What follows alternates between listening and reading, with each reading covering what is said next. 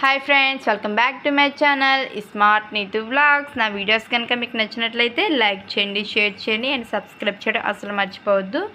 And comment చేయడం కూడా మర్చిపోవద్దు. నా రెసిపీస్ అనేవన్నీ ట్రై చేసి మీకు ఎలా అనిపించిందో నాకు కామెంట్ సెక్షన్లో కామెంట్ రూపంలో చెప్పారంటే నేను మరెన్నో మంచి వీడియోస్ మీ అందరి కోసం చేయడానికి నాకు హెల్ప్ అవుతుందన్నమాట. ఇప్పుడు దోశ అనేది మీకు చూపించబోతున్నాను, పాలక్ దోశ. దానికోసం ఎలా పప్పు నానేసుకోవాలనేది ముందు చూద్దామన్నమాట.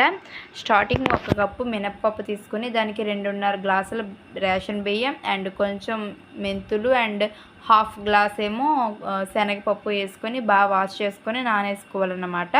అట్లీస్ట్ 4 అవర్స్ అయినా నానాలన్నమాట. నేను పండిన పప్పు అనేది యూజ్ చేస్తాను కాబట్టి నానాక నేను ఇంకా అది తొక్క తీసే ప్రయత్నం కూడా నేను చేయాలన్నమాట. నాకు అది చాలా టైం పడుతుంది కానీ హెల్దీ అనమాట. మరి ఎక్కువగా తిను ఆ మాత్రం ఉంచుతాను. మనకి ఇందులో ఫైబర్ కంటెంట్ కూడా ఎక్కువ ఉంటుంది కాబట్టి నేను అంత ఎక్కువ ఏం తేను. ఇప్పుడు 2 మిక్స్ చేసుకొని పప్పు బియ్యం గ్రైండ్ చేసుకోవాలన్నమాట. మనకి కొంచెం ఇలా గ్రైండ్ అయిన తర్వాత మనకి దోశ కలర్ అనేది రెడ్గా రావడానికి, హోటల్ స్టైల్లో ఉండే దోశ రావడానికి మనం ఇందులో కొంచెం రైస్ అనేది యాడ్ చేసుకోవాలన్నమాట. ఉడికించిన అన్నం ఉంటుంది కదా, అది కొంచెం యాడ్ చేసుకున్నట్లయితే దోశ అనేది కొంచెం రెడ్ కలర్లో వస్తుంది అన్నమాట. కొంచెం రెడ్ కలర్లో రావడానికి అనేది మనకి హెల్ప్ అవుతుందన్నమాట. నేను ఇక్కడ చట్నీ కోసమని పల్లీలు, గ్రీన్ చిల్లీ అండ్ జీలకర్ర కొంచెం దూరగా వేయించుకున్నాను అనమాట. పల్లీ చట్నీ ప్రిపేర్ చేస్తున్నామని దోశలోకి చాలా బాగుంటుందన్నమాట. నేను ఇలా సింపుల్గానే చేస్తాను ఎప్పుడు కూడా.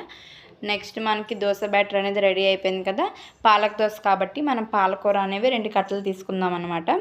ఈ పాలకూరలో మనకు తెలిసిందే కదండి, చాలా ఐరన్ అనేది ఉంటుందన్నమాట. పిల్లల బ్రెయిన్ హెల్ప్ అవుతుంది, బ్లడ్ చేరడానికి పాలకూరలో చాలా ఉపయోగాలు ఉంటాయి. పిల్లలు కూడా చాలా హెల్దీ కాబట్టి మనం పాలక్ దోశ ప్రిపరేషన్ కోసం దీన్ని స్మాల్ పీసెస్లా కట్ చేసుకోవాలన్నమాట. ఈ కట్ చేసుకునే పీసెస్ని ఒక బౌల్లో యాడ్ చేసుకోవాలి. చిన్నగా కట్ చేసుకున్నట్లయితే త్వరగా మనకి ఉడుకుతుందన్నమాట. ఇలా కట్ చేసుకుని ఒక బౌల్లో యాడ్ చేసుకున్న తర్వాత కొంచెం సాల్ట్ వేసుకోవాలన్నమాట. మనకి లీఫీ వెజిటేబుల్స్లో కానీ వెజిటేబుల్స్ క్లీనింగ్లో కానీ సాల్ట్ వేసి క్లీన్ చేసుకున్నట్లయితే వాటిలో యాడ్ చేస్తారు కదా పెస్టిసైడ్స్ అనేవి కొంచెం పోతాయి. సో దానివల్ల మనకి ఎలాంటి హార్మ్ఫుల్ అనేది ఉండదన్నమాట. సాల్ట్ వేసుకొని నీట్గా వాష్ చేసుకున్న తర్వాత ఇందులో కొంచెం వాటర్ అనేది యాడ్ చేసుకొని స్టవ్ మీద ఒక 3 మినిట్స్ అనేది ఉడికించుకుంటే సరిపోతుందండి. ఎందుకంటే మామూలుగా వేసేయచ్చు కానీ పచ్చి స్మెల్ వచ్చినట్లు ఉంటుంది, పిల్లలు ఇష్టపడరు అనమాట. ముందే పాలకూర ఐరన్ స్మెల్ వస్తుంది కాబట్టి కొంచెమే వాటర్, మనం ఈ వాటర్తోనే మిక్సీ చేసుకోవాలి కాబట్టి పల్చన అయిపోద్ది దోశ బ్యాటర్. కాబట్టి కొంచెం వాటర్ యాడ్ చేసుకొని 3 మినిట్స్ అనేది అలా పెట్టుకున్నట్లయితే సరిపోతుంది. ఇక్కడ చూసారా దోశ బ్యాటర్ నేను నైట్ అనేది ప్రిపేర్ చేశాను. ఇలాగా పొంగిందనమాట. ఈ దోశ బ్యాటర్ అనేది బాగా ఫెర్మాగ్నేట్ అయ్యింది. మనకి ఇక్కడ పాలకూర కూడా ఉడికిపోయిందనమాట. స్టవ్ ఆఫ్ చేసుకుని చల్లగా అయినంత వరకు పక్కన పెట్టుకోవాలన్నమాట. దోశ బ్యాటర్ అనేది మనకి బాగా ఫెర్మాగ్నేట్ అయ్యింది గుడ్ బ్యాక్టీరియా వల్ల. ఇలా అయితే చాలా పుల్లగా దోసెస్ అనేవి చాలా బాగా వస్తాయన్నమాట. హోటల్ స్టైల్లో దోశలా వస్తుందని మనకి ప్లెయిన్గా వేసుకుని ఆనియన్స్ యాడ్ చేసుకుని తిన్నట్లయితే హోటల్ స్టైల్ దోశలానే వస్తుంది. ఇప్పుడు మనం పాలక్ దోశ ప్రిపరేషన్ చేస్తున్నాం కాబట్టి ఇప్పుడు మనం పాలకూర అనేది మిక్సీ వేసుకున్నాం కదా, ఆ జ్యూస్ అంతా మన దోశ బ్యాటర్లో యాడ్ చేసుకున్నామంటే పాలక్ దోశ బ్యాటర్ అనేది రెడీ అయిపోయింది. ప్యాన్కి ఇలా మనకు కొంచెం ప్రీహీట్ చేసుకున్న తర్వాత ఆనియన్తో ఇలా మనం చేసినట్లయితే మనకి దోశ అనేది అంటుకోకుండా వచ్చేస్తుంది అనమాట. నేను ఎప్పుడు కూడా ఇలానే చేస్తాను. దోశ ఎక్కడ కూడా స్టిక్ అవ్వదన్నమాట ప్యాన్కి.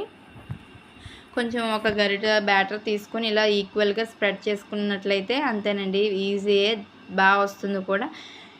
ఈ దోశ మామూలుగా వేసుకునే దోశల్లో కంటే పిల్లలు పాలకూర తినడానికి ఇష్టపడరు కదా. మ్యాక్సిమం వాళ్ళకి ఏదో రూపంలో వెళ్ళాలి అనుకున్నట్లయితే ఇలాంటి చిన్న చిన్న రెసిపీస్లో యాడ్ చేసి పెట్టినట్లయితే వాళ్ళ బాడీలోకి వెళ్తుందనమాట.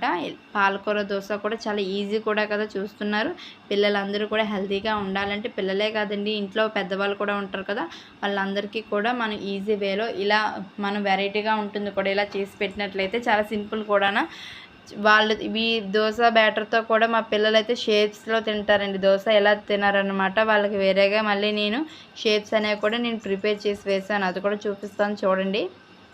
దోశ అయితే మామూలుగా ఎలా ఉంటుందో అలా దోశలోనే ఉంటుందండి. కాకపోతే డిఫరెంట్ ఫ్లేవర్ అనేది అంత ఎక్కువేం అనిపించదు, బాగానే ఉంటుంది దోశ తినడానికి కూడా. ఒకసారి అందరూ ట్రై చేసి ఎలా వచ్చిందో నాకు కామెంట్ సెక్షన్లో చెప్పండి. చాలా హెల్దీ అయిన దోశ. అందరూ కూడా తప్పకుండా ట్రై చేయండి. అట్లీస్ట్ పిల్లలకైనా పెట్టడానికి ట్రై చేయండి. మనకి స్కూల్ డేస్లో అవ్వదు అన్నట్లయితే ఫ్రీ టైంలో కూడా ట్రై చేసి స్నాక్స్లా పెట్టచ్చు అనమాట. ఈవినింగ్ టైం స్కూల్ నుంచి వచ్చాక. చూసారా ఇక్కడ నేను వాళ్ళకి షేప్స్ అనేవి యానిమల్ షేప్స్, బటర్ఫ్లై ఇలా ట్రై చేశాను అనమాట. వాళ్ళు చాలా ఇష్టంగా తింటారు ఇలా చేసినట్లయితే. మామూలు దోశలా కాకుండా మామూలు దోశ బ్యాటర్లో కూడా యాడ్ చేసుకోవచ్చు అనమాట. ఇలా వేసినట్లయితే ఇంకా ఇంట్రెస్ట్గా తింటారనమాట. మా పాపకి ఇలా వేయమని అడిగింది. సో నేను ఎలాగా వేస్తున్నాను కదా అనేసి ఇలా వేసాను. వీడియో అయితే నచ్చిందని అనుకుంటున్నాను. నచ్చితే లైక్ చేయండి, షేర్ చేయండి, సబ్స్క్రైబ్ చేసుకోండి. Bye friends, thanks for watching.